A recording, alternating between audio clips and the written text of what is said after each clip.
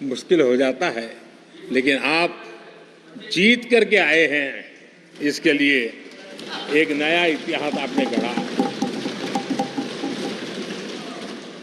आदरणीय अध्यक्ष जी, इस सदन में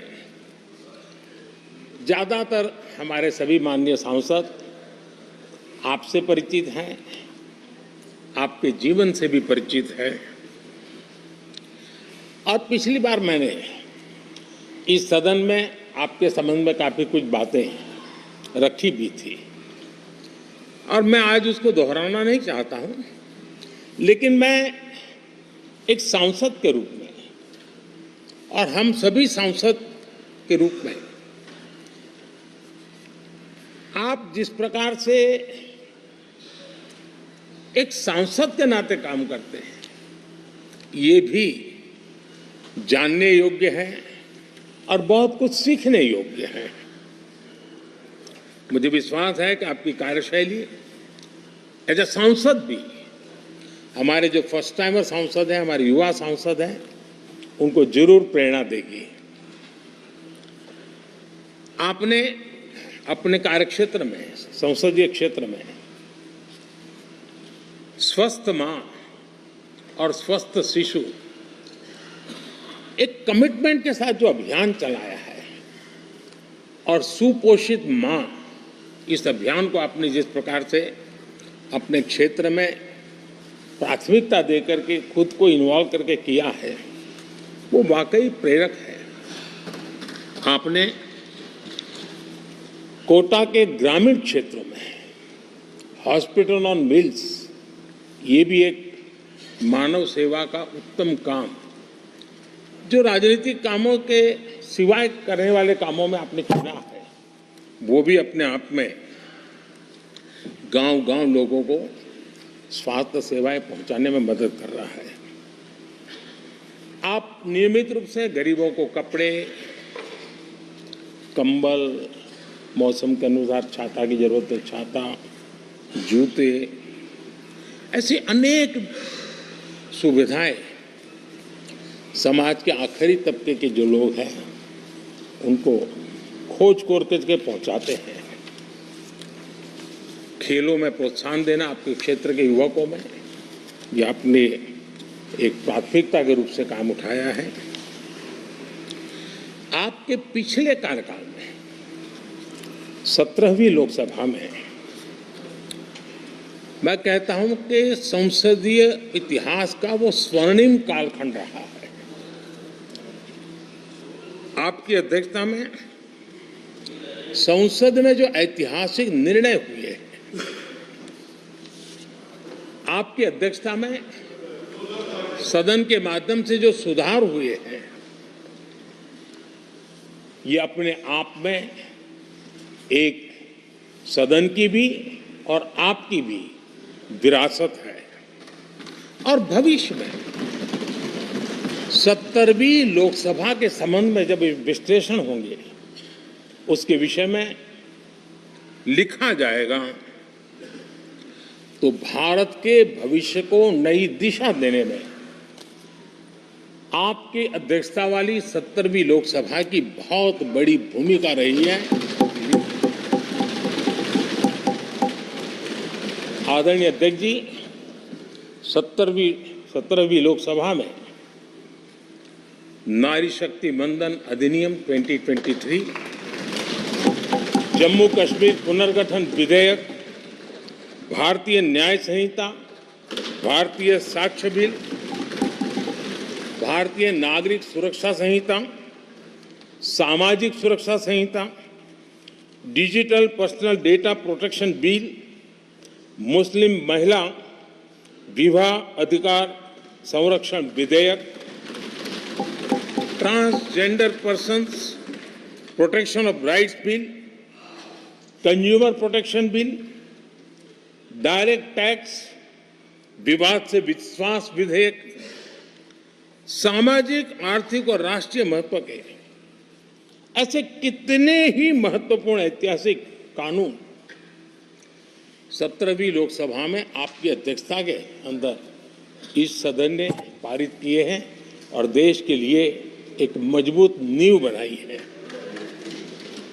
जो कार्य आजादी के 70 साल में नहीं हुए, आपकी अध्यक्षता में इस सदन ने इसको करके दिखाया। आदरणीय अध्यक्ष जी, लोकतंत्र की लंबी यात्रा में कई पड़ाव आते हैं। कुछ अवसर ऐसे होते हैं जब हमें कीर्तिमान स्थापित करने का सौभाग्य मिलता है। 17वीं लोकसभा में उपलब्धियां, मुझे पूरा विश्वास है, देश आज भी और भविष्य में उसका गौरव करेगा। आज देश अपनी आकांक्षाओं की पूर्ति के लिए भारत को आधुनिक बनाने की दिशा में जब हर तरह से प्रयास हो रहे हैं, मैं मानता हूं कि नया संसद भवन भी अमृतकाल के भविष्य को लिखने का काम करेगा, और वो भी आपकी अध्यक्षता में।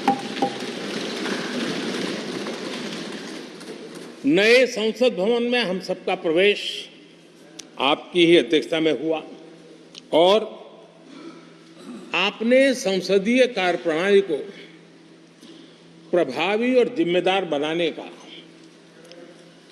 कई महत्वपूर्ण फैसले लिए हैं, और इसलिए लोकतंत्र को मजबूती देने में मदद मिली है। लोकसभा में हम पेपरलेस डिजिटल व्यवस्था से आज काम कर रहे हैं। पहली बार आपने सभी माननीय सांसदों को ब्रीफिंग के लिए एक व्यवस्था खड़ी की।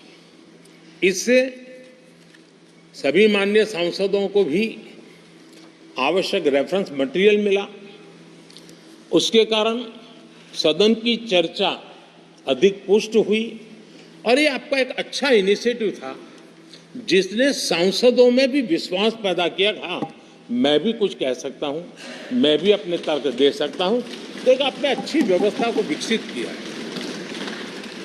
आदरणीय अध्यक्ष जी, G20 भारत की सफलता के एक महत्वपूर्ण पृष्ठ है, लेकिन बहुत कम चर्चा हुई है, वो है P20।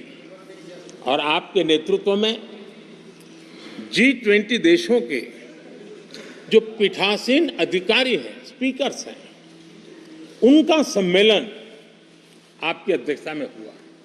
और अब तक P20 के जितने सम्मेलन हुए हैं, उसमें ये ऐसा अवसर था कि दुनिया के सर्वाधिक देश आपके निमंत्रण पर भारत आए, और बहुत ही उत्तम प्रकार के निर्णय उस समिट में हुए, और उसने विश्व में भारत की लोकतंत्र की जो प्रतिष्ठा है उसको गौरव देने में बहुत बड़ा रोल अदा किया है। आदरणीय अध्यक्ष जी, ये हमारा भवन ये सिर्फ 4 दीवारें नहीं है।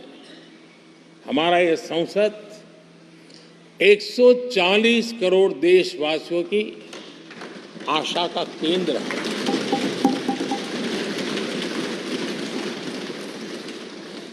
संसद की कार्यवाही, जवाबदेही और आचरण हमारे देशवासियों के मन में लोकतंत्र के प्रति जो उनकी निष्ठा है उसको और अधिक मजबूत बनाता है।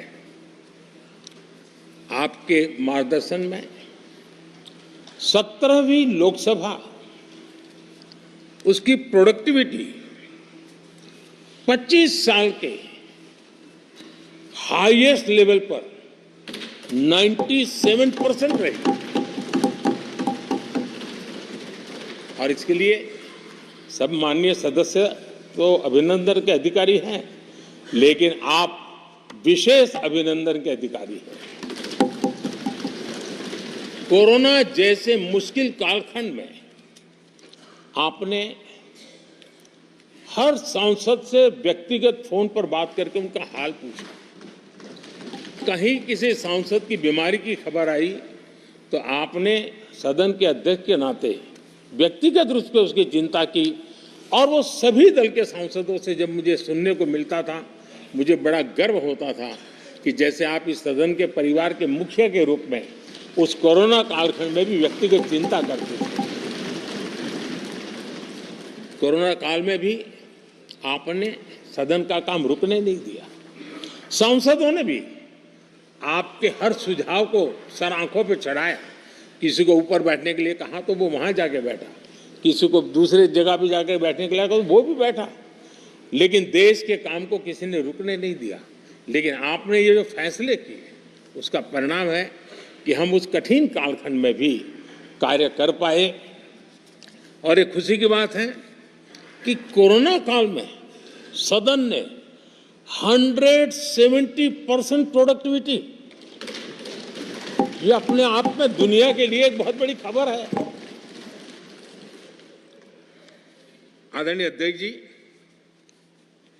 हम सब चाहते हैं कि सदन में आचरण, सदन के नियमों का पालन हम सब करें, और आपने बड़े सटीक तरीके से, संतुलित तरीके और कभी कभी कठोरता के साथ भी फैसले लिए हैं। मैं जानता हूं कि ऐसे निर्णय आपको पीड़ा भी देते हैं, लेकिन सदन की गरिमा और व्यक्तिगत पीड़ा के में आपने सदन की गरिमा को पसंद किया और सदन की परंपरा को बनाने का प्रयास किया। ये साहसपूर्ण काम के लिए भी आदरणीय अध्यक्ष जी, आप अभिनंदन के अधिकारी हैं। मुझे विश्वास है आदरणीय अध्यक्ष जी, आप तो सफल होने ही वाले हैं, लेकिन आपकी अध्यक्षता में ये 18वीं लोकसभा भी बहुत सफलतापूर्वक देश के नागरिकों के सपनों को पूर्ण करेगी। मैं फिर एक बार आपको इस महत्वपूर्ण दायित्व के लिए और देश को विकास की नई ऊंचाइयों पर ले जाने वाले इस सदन की अध्यक्षता के लिए हृदय से बहुत बहुत शुभकामनाएं देता हूं, बहुत बहुत बधाई देता हूं।